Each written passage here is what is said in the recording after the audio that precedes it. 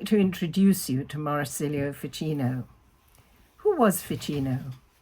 He was a philosopher born in the 15th century, living in Florence at the time of that city's greatest brilliance, and he contributed to that brilliance.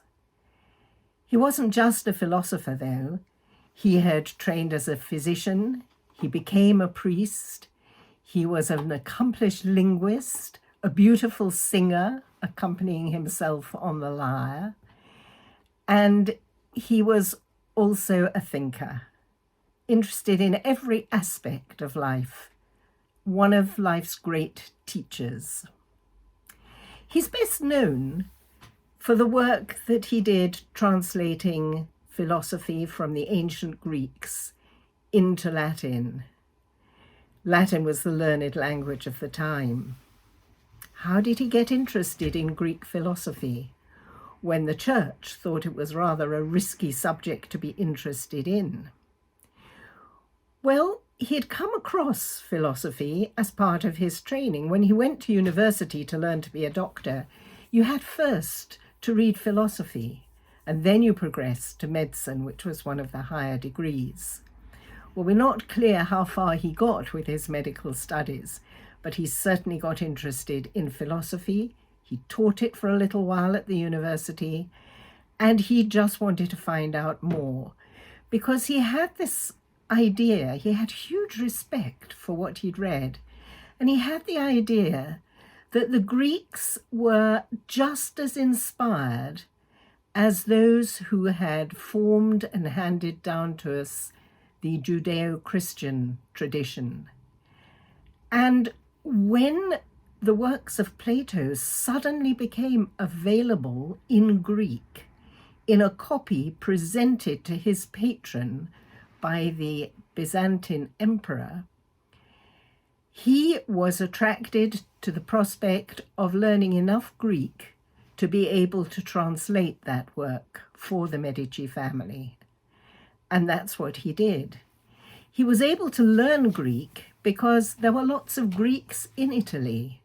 After the fall of Constantinople in 1453, there was no shortage of able teachers, and he was able to work on his language. There were no dictionaries, so he started to compile his own. He put in a tremendous amount of work. And once he'd done translations, and he was a very faithful translator, he also wrote commentaries on what he'd read so that he could share his understanding with other people. He shared it orally, both giving talks and in writing, in commentaries that he later published. The thing about Ficino is that he was able to see the parallels between what the Greeks were exploring and what the men of his generation wanted to know, and to find the overlap between Greek philosophy and Christianity, and to emphasize that. So the big questions of knowledge, beauty, justice, these are the things that he was able to find in Plato, and how to find real happiness, how to deal with the dramas and setbacks of life.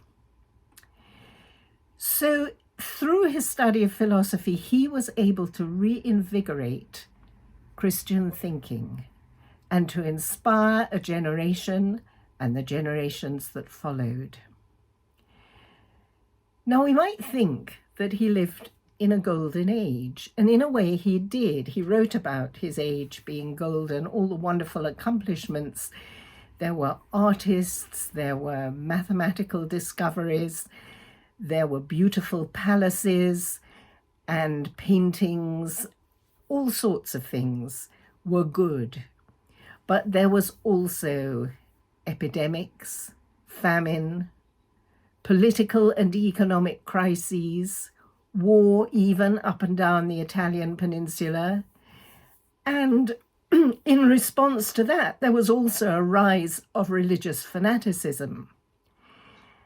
And he was able to watch all these things unfold, but to keep on working and to keep on presenting fresh ideas, giving hope, giving encouragement. Now, how and why is Ficino still relevant to us today? Well, I hardly need to mention that we are experiencing some of the same problems that I've just described. And his philosophy can guide and restore hope to us in the same way as it did then. Let me read you a short example from one of his letters. This is written to a friend and colleague called Girolamo Pasqualini. He says, "You ask what it is to live well. Nothing is more profitably sought. To live well, then, is to understand what is true, to take good counsel, to desire what is good, and to perform good acts. The first is a quality of wisdom, the second of prudence, the third of justice, and the fourth of perseverance." So he has his eye clearly on the good, and he singles out 4 virtues that we would do well still to be cultivating today: wisdom, prudence, justice, and perseverance. Now, that came from this book, which is the Letters of Marsilio Ficino. We have been translating these letters in the school for a very long time. There are now 11 volumes of them in print and just one more to go. The books have been very well received in the academic world, but they have a much wider audience because they meet the needs of what people want to know. And they have a warmth and a vitality and a wisdom that is quite appealing. People often ask me, how has Ficino influenced my life? Well, my appreciation of Ficino grew gradually from the time I was first invited to join the translating group, which is 47 years ago now. In those days, we met once a week and we grappled with Ficino's Latin. It was quite a struggle sometimes, but I'd been well taught, and so had others in the group, and we became more and more proficient. Since those days, he's become a constant presence in my life, and nowadays pretty well a full-time occupation. He's opened many doors for me and allowed me to make friends all over the world. I've travelled to numerous schools and universities, to conferences, to online seminars. I recently spoke about Ficino in Florence, and the next conference I've been invited to will be in Rome. And there's always something new to learn, something new to present, new to study. Ficino is a great companion, and I have to say, the more I study his work, the more I love him. He's helped me to understand the importance of love and kindness, and of working with whatever we happen to have been presented with in life. The importance of trying to live in accordance with our true nature. So I'd like to leave you with this little takeaway from another of his letters. He says, "We must live today, since he who lives for tomorrow never lives."